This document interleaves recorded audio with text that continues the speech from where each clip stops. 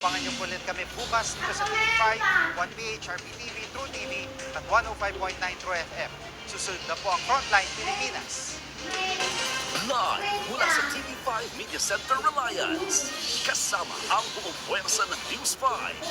Ito ang 28 KBP Golden Dove Awards at 13th Makatao Awards Best TV Newscast. Frontline Pilipinas.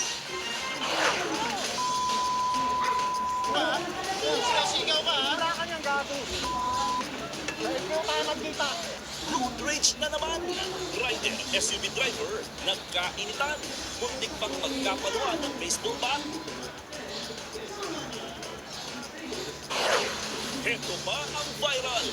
Ang pulang kotse niya na biglang lumiko at nag-counter flow sa toll plaza ng NLEX, nakaalarma na sa LTO.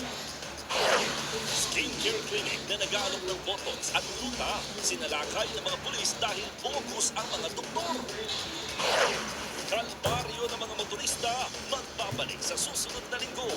Presyo ng diesel at gasolina, tataas ng hanggang 3 piso. Sa Pulsa Video, babae na gumuto sa kusina, nasa bugan ng tangke ng LPG. Eto na nga. Daniel Padilla at Kaya Estrada, wala nang tinatago.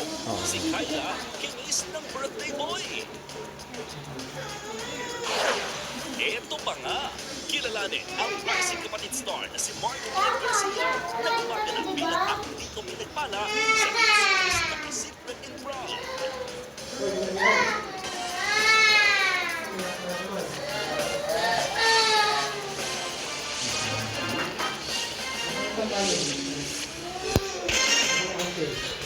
Nagpaikot-ikot sa ere ang isang babaeng tumawid sa highway at nasagasaan ng humaharurot na motorsiklo sa Cotabato. At sa lakas ng impact, pati ang nakasagasang rider tumilapon din at nasa pulpa sa video.